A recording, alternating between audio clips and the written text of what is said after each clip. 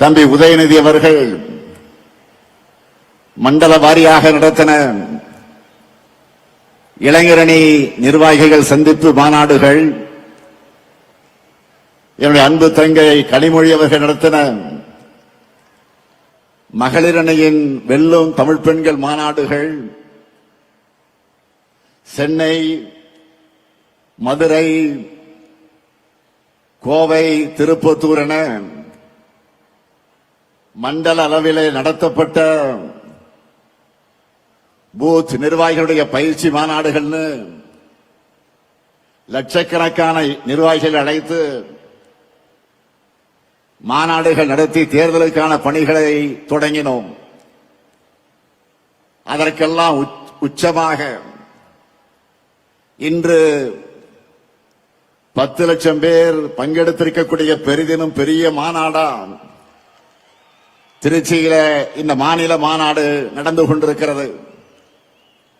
இங்க நான் வந்தப்போ மாநாட்டு என்ட்ரியில இருந்து மேடை வரைக்கும் நீங்க கொடுத்திருக்கக்கூடிய இந்த வரவேற்பு அடாடாடாடாடா, அதே போல உங்க முகத்துல பார்த்த மகிழ்ச்சி இருக்க என்னுடைய வயச குறைச்சிருக்கு. ஆக அந்த தெம்போடு நின்று கொண்டிருக்கிறேன்.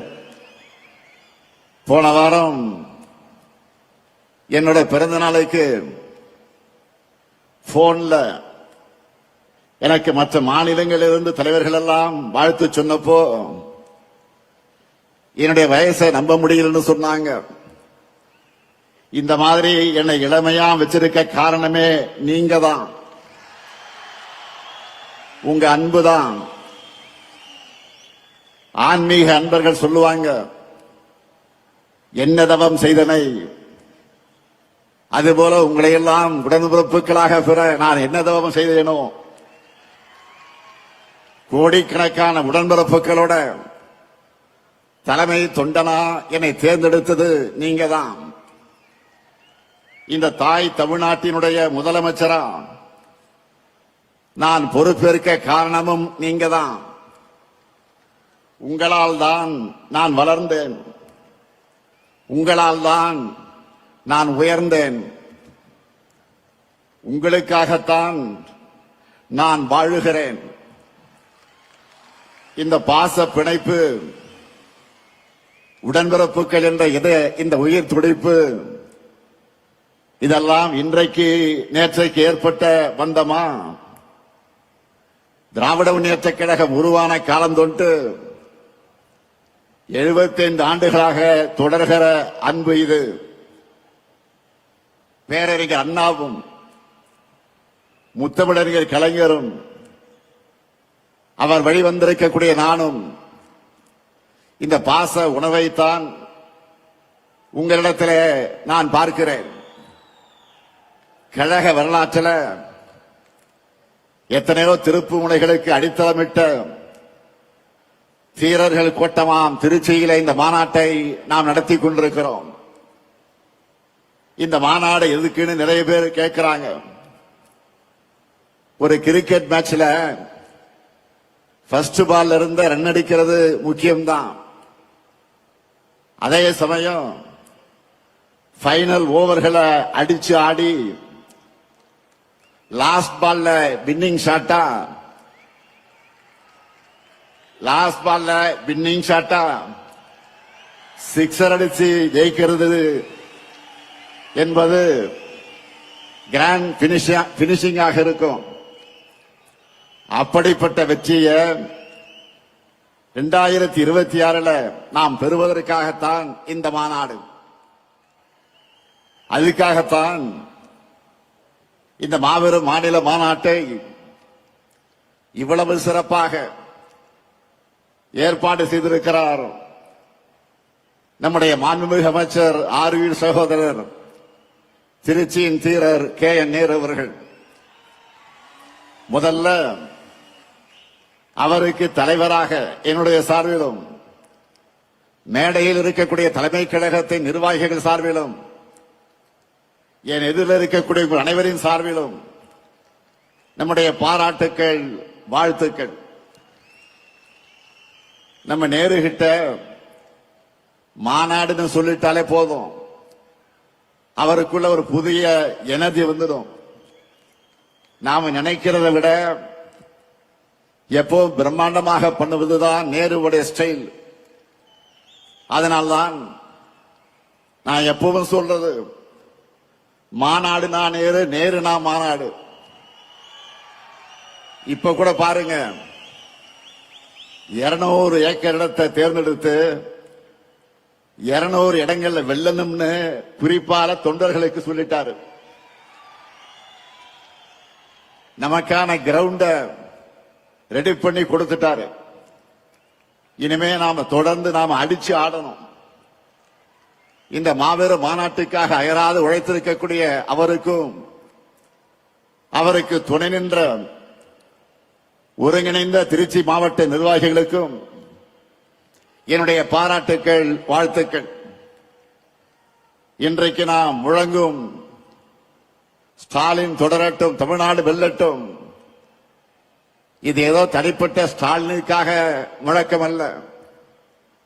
நம்ம எல்லாம் உருவாக்கின திராவிட முன்னேற்ற கழகம் தொடரட்டும் என்பதுதான் இதனுடைய உண்மையான பொருள். திருச்சியை மாநாட்டுக்காக நாம் ஏன் தேர்ந்தெடுக்கிறோம்? இது தமிழ்நாட்டுடைய மைய பகுதி மட்டுமல்ல, இதுதான் கழகத்தின் மாநாட்டு பகுதி. இன்றைக்கு நாம் நடத்திட்டு இருக்கிறது 12வது மாநில மாநாடு. இந்த 12 மாநில மாநாடுகள்ல 7 மாநாடுகள் திருச்சியே தான் நடந்திருக்கிறது. 1956 2வது மாநில மாநாடு, 1990 6வது மாநில மாநாடு, 1996 8வது மாநில மாநாடு, 2006 9வது மாநில மாநாடு, 2014 10வது மாநில மாநாடு, 2021 11வது மாநில மாநாடு, இதோ இப்போ 12வது மாநில மாநாடு. ஈரோடு தந்த பகுத்தறிவு புகழ்வன் தந்தை பெரியார் மாளிகை கட்டி வாழ்ந்தது இதே திருச்சியில தான். தனித்தனி இயக்கம் நடத்திய போதும் கொள்கையால் ஒருபோதும் பிரியாத தந்தை பெரியாரும் பேரறிஞர் அண்ணாவும் வெவ்வேறு வழக்குகளில் ஒரே சிறையில் இருந்தது இதே திருச்சியிலே தான். ரயில்வே சந்திப்பின் ஒரு முனையில் தந்தை பெரியாரும், மறுமுனையில் முத்தமிழக தலைவர் கலைஞரும் இந்தி எழுத்து அழிப்பு போராட்டத்தை நடத்தினதும் இதே திருச்சியில தான். கள்ளக்குடி போராட்டத்தில் கைதான தலைவர் கலைஞர் சிறையில் அடைக்கப்பட்டதும் இதே திருச்சியில தான். அப்போ 1953 கை குழந்தையாக இருந்த என்னை என்னுடைய அன்னையார் தயாளம்மையாள் அவர்கள் கொண்டு வந்து தலைவர் கலைஞர்கிட்ட காட்டினதும் இதே திருச்சியில் இருக்கக்கூடிய சிறையிலே தான். இது மட்டுமா, தலைவர் கலைஞர் அவர்கள் முதல்ல சட்டமன்றத்திற்கு தேர்ந்தெடுத்து அனுப்பிய குளித்தலை தொகுதி இருந்ததும் இதே திருச்சியிலே தான். அடுத்து பேரறிஞர் அண்ணாவுடைய மறைவுக்கு பின்னால் தலைவர் கலைஞர் அவர்கள் நமக்கு 50 முழக்கங்களை தந்ததும் இதே திருச்சியிலே தான். அதனாலதான் சொல்றேன், திருச்சி என்றாலே திருப்பம், திருச்சி என்றாலே எழுச்சி, திருச்சி என்றாலே உணர்ச்சி, திருச்சி என்றாலே மகத்தான வெற்றி. அப்படிப்பட்ட திருச்சியில இன்றைக்கு ஒரு மாபெரும் வரலாற்று கடமையை நிறைவேற்றத்தான் நாம் கூடியிருக்கிறோம். 1956 இதே திருச்சி மாநாட்டில் தான் லட்சக்கணக்கான தொண்டர்கள் வாக்களிக்க கழகம் தேர்தலில் போட்டியிட வேண்டும் என்ற முடிவை பேரறிஞர் அண்ணா அவர்கள் எடுத்தார்கள். அது நடந்து 70 ஆண்டுகள் ஆகியிருக்கிறது. இந்த தருணத்தில் தந்தை பெரியாரால் கொள்கை உரம் பெற்று பேரறிஞர் அண்ணா அவர்களால் பக்குவப்படுத்தப்பட்டு தமிழக தலைவர் கலைஞர் அவர்களால் வழிநடத்தப்பட்ட நாம தான் தமிழ்நாட்டை தொடர்ந்து ஆள வேண்டும் என்ற உறுதியை இந்த மாநாட்டில் எடுத்துக்கொள்ள வேண்டும். இந்தியாவிலேயே முதல் மாநில கட்சியா நம்முடைய கழகத்தை ஆட்சியில் அமர்த்தினார் பேரறிஞர் பெருந்தகை அறிஞர் அண்ணா அவர்கள். அவரது வழியில 5 முறை தமிழ்நாட்டை ஆட்சி செய்தார் நம்முடைய உயர்நீக தலைவர் கலைஞர் அவர்கள். ஒரு நீண்ட இடைவெளிக்கு பிறகு 10 ஆண்டுகள் கழித்து உங்களின் ஒருவரான என்னுடைய தலைமையில 6வது முறையாக ஆட்சிக்கு வந்தோம். இப்போ 7வது முறை மட்டுமல்ல, இனி என்னாலும் கழகம்தான் தமிழ்நாட்டை ஆளணும் என்ற சூழ்நிலைக்குத்தான் இங்கே கூடியிருக்கிறோம். இதுதான் நம்முடைய கடமை, அனைவருடைய பெருங்கடமை. இது எதற்காக சொல்லுகிறேன் என்று கேட்டால், நான் முதலமைச்சராகவும் சில பேர் அமைச்சர்களாகவும் பல பேர் எம்எல்ஏ ஆகவும் சொல்லுகிறோமா? இல்லை. நம்ம தமிழினத்தை காக்க தகுதியும் திறமையும் உழைப்பும் கொண்ட ஒரே படை நம்முடைய கருப்பு சிவப்பு படைதான். நமக்குன்னு ஒரு மாபெரும் வரலாறு இருக்கிறது, நமக்கென்று ஒரு லெகசி இருக்கு. தமிழை காத்தவர்கள் நாம், தமிழ்நாட்டுக்கு பெயர் வச்சவங்க நாம், நம் மாநிலத்தை எல்லா நிலையிலும் உயர்த்துறவங்க நாம். இப்ப கூட தமிழ் மண்ணுக்கு காவல் அரணா இருக்கிறவங்க நாம தான். தமிழ்நாடு நம்மை நம்பித்தான் இருக்கு, நாமும் தமிழ்நாட்டை நம்பித்தான் இருக்கிறோம்.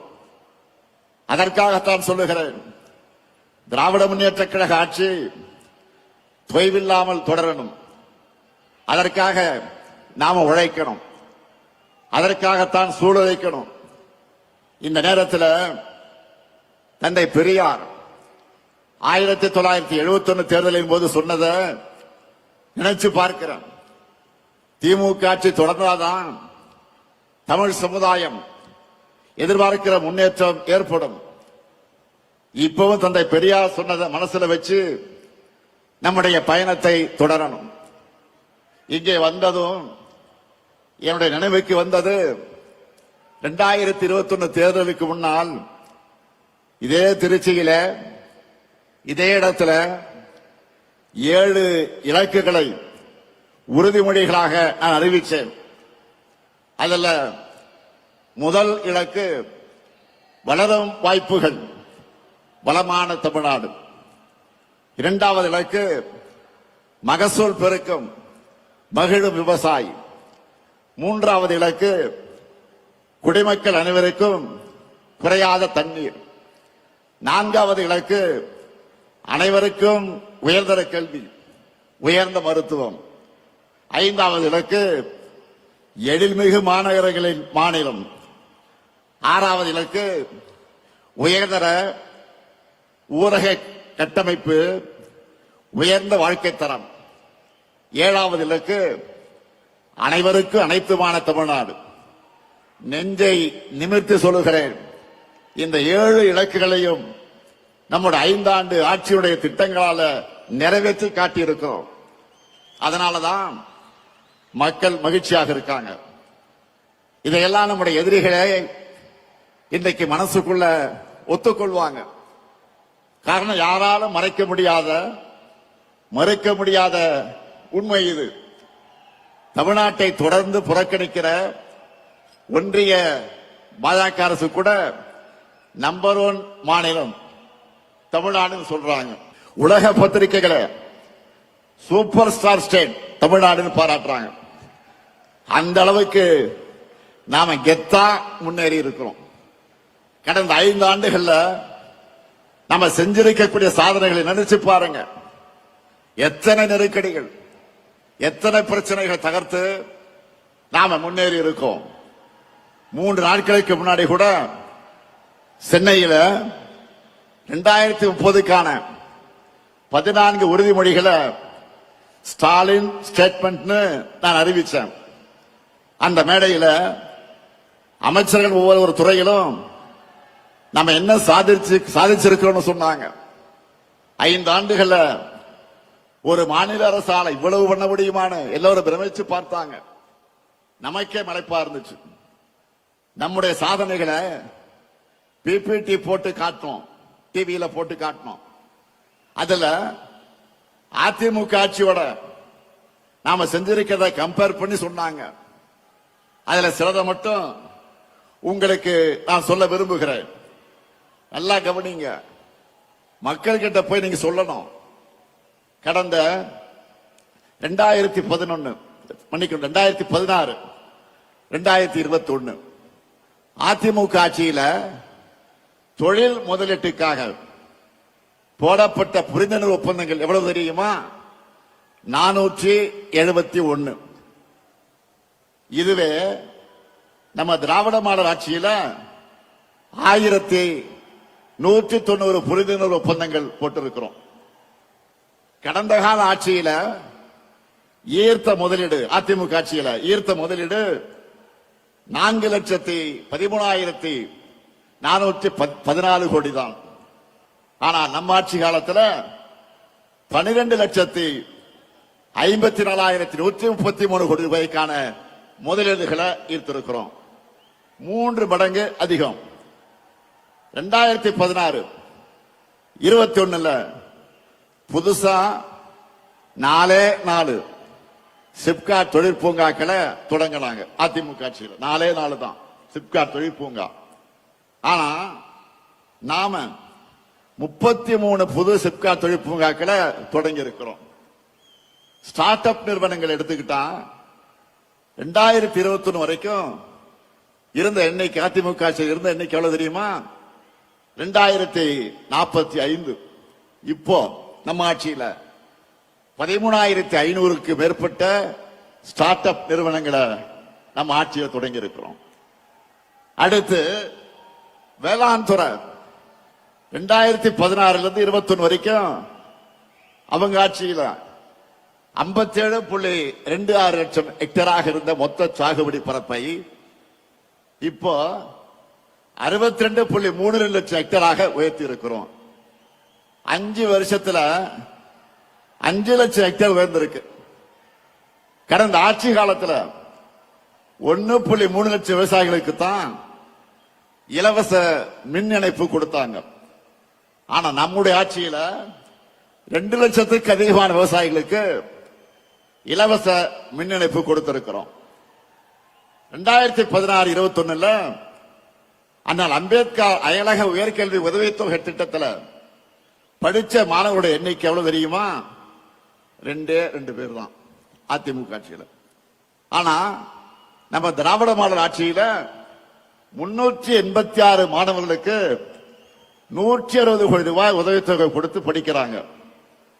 அதே போல ஆதிதிராவிட மகளிருக்காக நன்னிலம் நிலவுடைமை திட்டத்தில் அதிமுக ஆட்சியில பயனடைந்த பெண்கள் எவ்வளவு தெரியுமா? 40 பேர் தான். 40 லட்சம் ரூபாய் கொடுத்தாங்க. அதுவே நம்ம திராவிட மாடல் ஆட்சியில 1026 பெண்களுக்கு சுமார் 50 கோடி ரூபாய் வழங்கி இருக்கிறோம். எவ்வளவு பெரிய வித்தியாசம்! அடுத்து ஸ்போர்ட்ஸ்ல, விளையாட்டுத்துறை ஸ்போர்ட்ஸ்ல நம்ம இளைஞர்கள் இன்னைக்கு எப்படியெல்லாம் சாதிக்கிறாங்க. அதுக்கு காரணம் என்ன? விளையாட்டுத்துறைக்கு 800 கோடி ரூபாயாக இருந்த நிதி ஒதுக்கீட்ட நம்ம ஆட்சியில 2228 கோடி ரூபாயாக உயர்த்தி இருக்கிறோம். அது மட்டுமல்ல, 2016-21 வேலை வாய்ப்பு வழங்கப்பட்ட விளையாட்டு வீரர்கள் எத்தனை பேர் தெரியுமா? 3 பேர் தான். ஆனா நம்ம அரசுல 301 விளையாட்டு வீரர்களுக்கு வேலை வாய்ப்பு வழங்கி இருக்கிறோம். இப்படி எல்லா துறையிலும் லிஸ்ட் இருக்கு.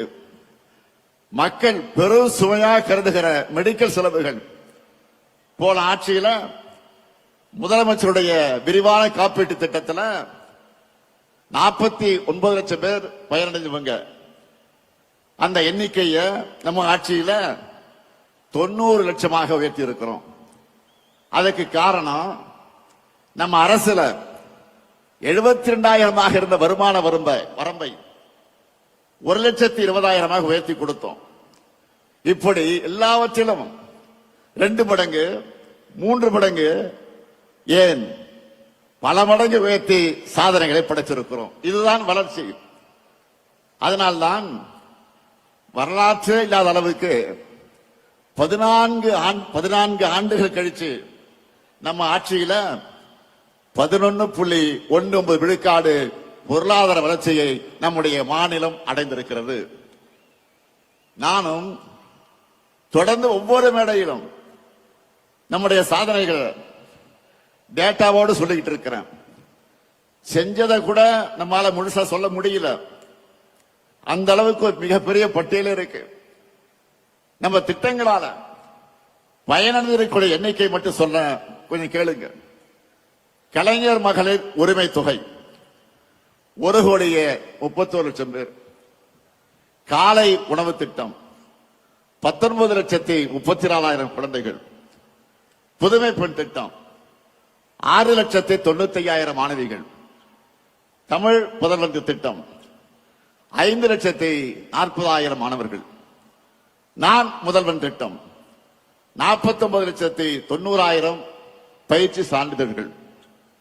விடியல் பயணம் திட்டம் 910 கோடி பயணங்கள்.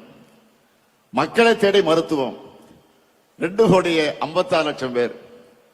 இன்னும் காப்ப நம்மை காக்க 48 திட்டம் 4 லட்சத்துக்கு அதிகமான உயிர்கள். பல்வேறு ஓய்வூதிய திட்டங்கள் மூலமா 30,50,000 பேர்.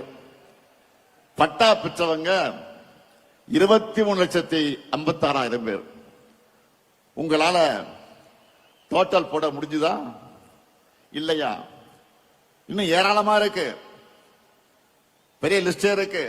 ஆனா அதையெல்லாம் நீங்க டோட்டல் போட்டு மக்கள் கிட்ட சொல்லணும். இப்ப தெரியுதா ஏன் நான் அடிக்கடி வெல்வோம் 200 வெல்வோம் 200 சொல்றேன்னு? இவ்வளவு செஞ்சிருக்கிறோம். 200 தொகுதி உறுதியா இல்லையா? கேட்கல. உறுதியா இல்லையா? 200 தொகுதி உறுதியா இல்லையா? மகிழ்ச்சி. நீங்க பிரச்சாரத்துக்கு போறப்போ மக்கள் யாரை கேட்டீங்கனாலும் அவங்க நம்ம அரசோட திட்டங்கள்ல பயனடைந்தக்கூடியவங்க இருப்பாங்க. நம்ம அரசின் திட்டங்களோட பயனாளிகள் வாக்களிச்சாலே போதும். நாம தான் ஃபுல் ஸ்வீப்ல போனோம், முழு வெற்றி அடைவோம். கவலைப்படாதீங்க. அதான் இப்படி சொன்ன, புரியுதா உங்களுக்கு? அதை உறுதி செய்ய வேண்டியதுதான் உங்களுடைய பணி. இதே திருச்சி சிறகனூர்ல 5 ஆண்டுகளுக்கு முன்னாடி நான் சொன்ன வாக்குறுதிகளை நிறைவேற்றி காட்டிட்டு இன்றைக்கு மக்கள் முன்னாடி தெம்பா நம்பிக்கையா நிக்கிறேன். அடுத்து விரைவில் விரிவான தேர்தல் அறிக்கை தங்கை கனிமொழி தலைமையில தயாராகி கொண்டிருக்கிறது. விரைவில் அது வெளியிட போறோம். சமீபமா கவனிச்சீங்களா? மற்ற அரசியல் கட்சிகள் எல்லாம் ஏதோ இன்ஸ்டால்மெண்ட்ல தேர்தல் அறிக்கையை வெளியிட்டு இருக்காங்க. அதுல என்ன அறிவிக்கிறாங்க? நம்முடைய திராவிட மாடல் அரசு சார்பில் நாம் நிறைவேற்றி கொண்டிருக்கக்கூடிய திட்டங்களை டாப் அப் பண்ணி அப்படியே காப்பி எடுத்து அறிவிக்கிறாங்க. அவ்வளவுதான். ஏன்னா அவங்களுக்கும் வேற வழி இல்லை. நம்ம ஆட்சியில நிறைவேற்றிருக்கக்கூடிய திட்டங்களை இனி யாராலும் மாற்ற முடியாது, எவராலும் நிறுத்த முடியாது. யோசிச்சு பாருங்க. நாம வழங்குகிற மகளிர் உரிமை தொகையை யாராலும் நிறுத்த முடியுமா? முடியவே முடியாது. அப்படி அவங்க நினைச்சால அவங்க வீட்டு பெண்களை அவங்களுக்கு கட்சிக்கு ஓட்டு போட மாட்டாங்க, வீட்டை விட்டு வெளில அனுப்பிச்சிடுவாங்க. அதனாலதான் இப்ப அதிகப்படுத்தி அறிவிக்கிறாங்க. அடுத்து பள்ளி குழந்தைகளுக்கான காலை உணவு திட்டத்தை யாராவது கை வைக்க முடியுமா? சொல்லுங்க, முடியுமா? அந்த குழந்தைகளை பட்டினி போட்டா தமிழ்நாட்டு மக்கள் அவங்க சும்மா விட மாட்டாங்க. அதே மாதிரி பெண்களுக்கான விடியல் பயண திட்டத்தை அவங்களால மாற்ற முடியுமா? முடியாது. இன்னும் இருக்கு. உயர்கல்விக்கு உறுதுணையா இருக்கிற புதுமை பெண் திட்டம் தமிழ் முதல்வன் திட்டம், நான் முதல்வன் திட்டம், இதையெல்லாம் தடுக்கவோ நிறுத்தவோ எந்த கட்சியாவது யோசிக்க முடியுமா? முடியாது. அது மட்டுமல்ல, முதியவர்களுக்கு வீடு தேடி ரேஷன் தரக்கூடிய தாயுமானவர் திட்டம், வீடு தேடி மருத்துவம் தரக்கூடிய மக்களை தேடி மருத்துவம் திட்டம், இதையெல்லாம் தொடர மாட்டோம் எந்த கட்சியாவது வாய் திறக்க முடியுமா? முடியுமா? சொல்லுங்க. இப்படி எவராலும் மாற்ற முடியாத திட்டங்கள் தான் இந்த முத்துவேல் கருணாநிதி ஸ்டாலினுடைய திட்டங்கள். அவங்களுக்கு தேர்தல் அறிக்கைக்கு கண்டென்ட் கொடுக்கிறத இந்த ஸ்டாலினுடைய திட்டங்கள் தான்.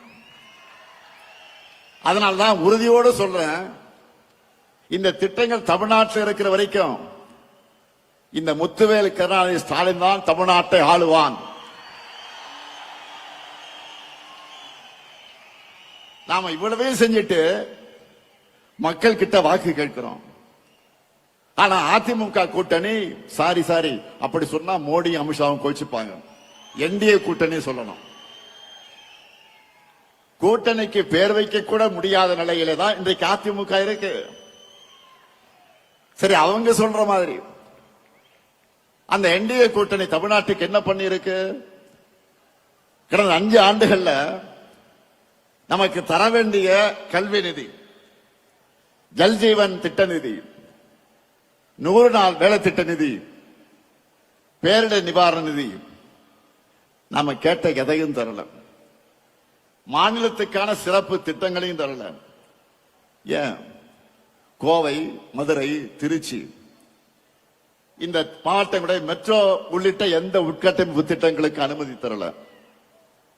நாம கேட்கிறது நன்மை செய்யணும், ஆட்சி பொறுப்புக்கு வரணும் என்ற எண்ணம் அவங்களுக்கு இருந்திருந்தா அடிப்படையா மாநிலத்துக்கு கேட்டதையாவது அவங்க கொடுத்திருக்கணும். எதுவுமே இல்லையா? பாஜக தமிழ்நாட்டுக்கு தந்ததெல்லாம் என்ன தெரியுமா?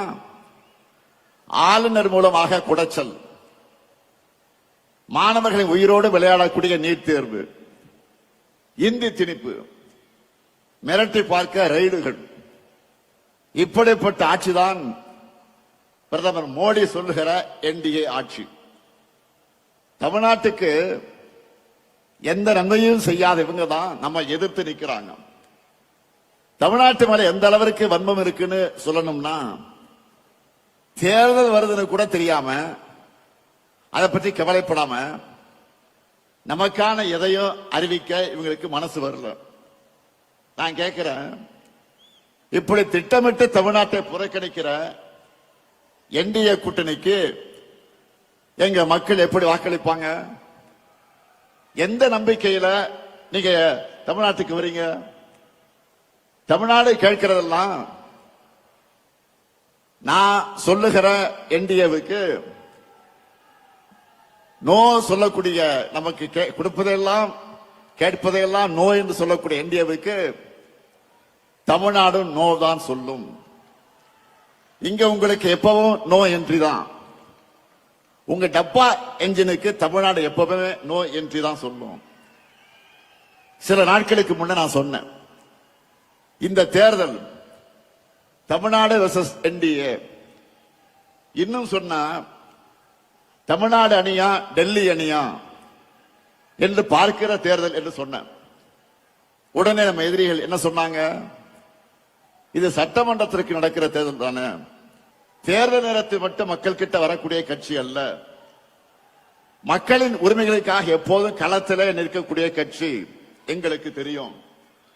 தமிழ்நாட்டோட, தமிழ் மொழியோட, தமிழ் பண்பாட்டோட உண்மையான எதிரி யார் என்று எங்களுக்கு நல்லாவே தெரியும். அந்த எதிரியை எதிர்க்கக்கூடிய தெம்பும் திராணியும் கொண்ட ஒரே இயக்கம் திமுக என்பது மக்களுக்கு நல்லா தெரியும். அதிமுக என்கிற முகமடியை போட்டுக்கிட்டு வந்தா எங்களுடைய தமிழ்நாட்டு மக்களுக்கு உங்களை அடையாளம் தெரியாம போயிடுமா? உங்களுடைய முகத்திலே கிழிச்சு தமிழ்நாட்டு மக்கள் கிட்ட நாங்க அம்பலப்படுத்துவோம். தமிழ்நாட்டை எப்படியாவது நம்ம கிட்ட இருந்து விழுங்கி விடலாம் என்று நினைக்குது இந்த காவி கூட்டம். எங்க கருப்பு சிவப்பு பொட்டாளம் இருக்கிறவரை அது நடக்கவே நடக்காது. உங்க அப்பனே வந்தால் நடக்காது, நடக்க விட மாட்டோம். இது அவங்களுக்கு எல்லாம் தெரியும். அதனாலதான் அதிமுக என்ற கட்சியை கொஞ்சம் கொஞ்சமாக விழுங்குறாங்க. அரசியல்ல நேர் எதிரியா இருந்தாலும் அதிமுக தொண்டர்கள் மேல நாங்கள் உண்மையாக பரிதாபப்படுகிறோம். அவங்களுடைய உணர்வுக்கு மாறாக கட்சியை கொண்டு போய் டெல்லியில் அடமானம் வச்சுட்டாரு பழனிசாமி. தன் சொந்த நலனுக்காக, சுயநலத்திற்காக எப்படியாவது முதலமைச்சராக ஆகணும் என்ற நப்பாசையில பழனிசாமி அடிமையா கிடக்கிறாரு. அவரை வச்சு ஒட்டுமொத்த அதிமுகவை அழிக்கிற வேலையை பாஜக செஞ்சுக்கிட்டு இருக்கு. இப்ப கூட பீகார்ல என்ன நடக்குது நாடே பார்க்குத. பீகார் மாநிலத்தில் இதுவரை பாஜக முதலமைச்சர் இருந்ததே கிடையாது. நிதிஷ்குமார் அவர்களை முன்னிறுத்தி தேர்தலை ஜெயிச்சுட்டு இப்ப காரியம் ஆனதும் அவரை ஓரங்கட்டிட்டு பாஜக முதலமைச்சரை உள்ள கொண்டு வர போறாங்க. இதையே தான் தமிழ்நாட்டிலும் பண்ணலாம்னு ட்ரை பண்றாங்க. நான் அடிச்சு சொல்றேன், சேலஞ்ச் பண்ணி சொல்றேன், இந்த முத்துவேல் கருணாநிதி ஸ்டாலினும் எங்க திமுக இருக்கிறவரை பாஜகவால் தமிழ்நாட்டை ஆள முடியவே முடியாது. நீங்க அந்தர்பல்ட்டி அடிச்சாலும், என்ன முகமடி போட்டு கொண்டு வந்தாலும், புதுசா யாரை கூட்டிக்கிட்டு வந்தாலும், எத்தனை ஏவல் அமைப்புகளை வச்சு மிரட்டி பார்த்தாலும் தமிழ்நாடு எப்பவுமே உங்களுக்கு அவுட் ஆஃப் கண்ட்ரோல் தான். நாங்கள் பார்க்காத படையெடுப்பா, திமுக பார்க்காத மிரட்டலாம். நீங்க இந்தியா மேப்ல இருக்க எந்த மாநிலத்து மேல வேணும்னாலும் காவி அடிச்சிடலாம். ஆனா தமிழ்நாட்டில் உங்க பாச்சா பலிக்கவே பலிக்காது. இங்க எப்பவுமே நாங்க தான், எங்க மண்ணில் நாங்க தான் ஜெயிப்போம், நாங்க மட்டும்தான் ஜெயிப்போம். இங்க கூடி இருக்கக்கூடிய ஒவ்வொரு உடன்பிறப்பும் மக்கள் கிட்ட போகும்போது சொல்ல வேண்டியது என்ன? நடக்க இருக்கிற தேர்தல் திமுக வெர்சஸ் என்டிஏ கிடையாது, தமிழ்நாடு வெர்சஸ் என்டிஏ. இன்னும் எளிமையா சொல்லணும்னா, வெல்லப்போவது தமிழ்நாடு அணியா டெல்லி அணியா என்பதுதான் 2026 தேர்தல். இதுல தமிழ்நாடு அணி வெற்றி பெறணும்னா திமுக தலைமையிலான மதச்சார்பற்ற முற்போக்கு கூட்டணி தான் வெற்றி பெறணும். உங்க வாக்குகளை திமுகவுக்கும் கூட்டணி கட்சிகளுக்கும் போடுங்கன்னு கேளுங்க. இதுதான் நீங்க அடுத்த 2 மாசத்துக்கு இடைவிடாம மக்கள் கிட்ட பரப்ப வேண்டிய மெசேஜ். அதே போல இங்க வந்திருக்கக்கூடிய உடன்பிறப்புகளுக்கு நான் வைக்கிற இன்னொரு வேண்டுகோள் என்பது, உதயசூரியன் சின்ன வெற்றி பெற நீங்கள் ஒவ்வொருத்தரும் எந்த அளவுக்கு உழைக்கிறீங்களோ அந்த உழைப்பை நம்ம கூட்டணி கட்சியின் சின்னங்களின் வெற்றிக்கும் கொடுக்கணும். ஏன்னா நம்முடைய சாதனைகள் கொள்கையில் மட்டும் நம்மளுடைய பலம் அல்ல, 4வது பொது தேர்தலை இணைஞ்சு சந்திக்கிற கூட்டணியும் நம்முடைய பெரிய பலம் தான். மற்றவங்களை மாதிரி வெறும் தேர்தலுக்காக எலெக்ஷன் சீசன்ல மட்டும் நாம கூட்டணி வைக்கல. கொள்கையின் அடிப்படையில் கொள்கை தோழர்களான கூட்டணி கட்சி அந்த வேட்பாளருக்கு நீங்க களத்தில் கடுமையா உழைக்கணும் என்று நான் கேட்டுக்கொள்கிறேன். மக்களை போய் சந்திக்கிற நீங்க இன்னொரு விஷயத்தையும் சொல்லுங்க. தமிழ்நாட்டில் இதுவரை பேரறிஞர் அண்ணா, முத்தமிழறிஞர் கலைஞர், மக்கள் தலைவர் எம்ஜிஆர், அம்மையார் ஜெயலலிதா ஆகியோர் முதலமைச்சராகணும் என ஓட்டு போட்டு மக்கள் தேர்ந்தெடுத்தாங்க. நல்லா கவனிங்க, மறுபடியும் சொல்றேன். பேரறிஞர் அண்ணா, முத்தமிழறிஞர் கலைஞர், மக்கள் தலைவர் எம்ஜிஆர், அம்மையார் ஜெயலலிதா ஆகியோர் முதலமைச்சர் ஆகணும் என ஓட்டு போட்டு தேர்ந்தெடுத்தீங்க.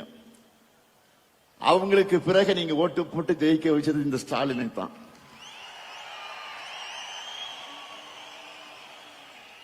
கடந்த 5 ஆண்டு செய்திருக்கக்கூடிய சாதனைகளை விட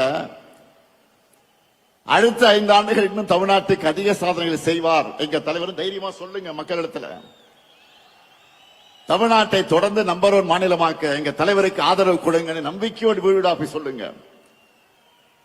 நம்மால பயனடைஞ்சவங்க நிச்சயம் உங்களை வரவேற்பாங்க. இந்த ஸ்டாலின் தலைமையிலான திராவிட மாடல் ஆட்சி தான் சொன்னதை செய்யும், சொல்லாததையும் செய்யும் என்பது மக்களுக்கு நல்லா தெரியும். அதனால தேர்தலுக்காக உழைக்க நான் ரெடி, நீங்க ரெடியா? நம் மண் மொழி மக்களை காக்க நான் ரெடி, நீங்க ரெடியா? திராவிட மாடல் 2.0க்கு நான் ரெடி, நீங்க ரெடியா? நம்முடைய வெற்றி கழகத்தோட வெற்றி மட்டுமல்ல, ஒட்டுமொத்த தமிழ்நாட்டின் வெற்றி. அதை உணர்ந்து உழைக்கணும். 7வது முறையும் நாம தான், இனி எப்போது நாம தான். திருச்சியின் எழுச்சி தமிழ்நாடு எங்கும் பரவட்டும், திராவிட மாடல் நல்லாட்சி தொடரட்டும். மீண்டும் மீண்டும் வெல்வோம், வெல்வோம் ஒன்றாக. நன்றி, வணக்கம்.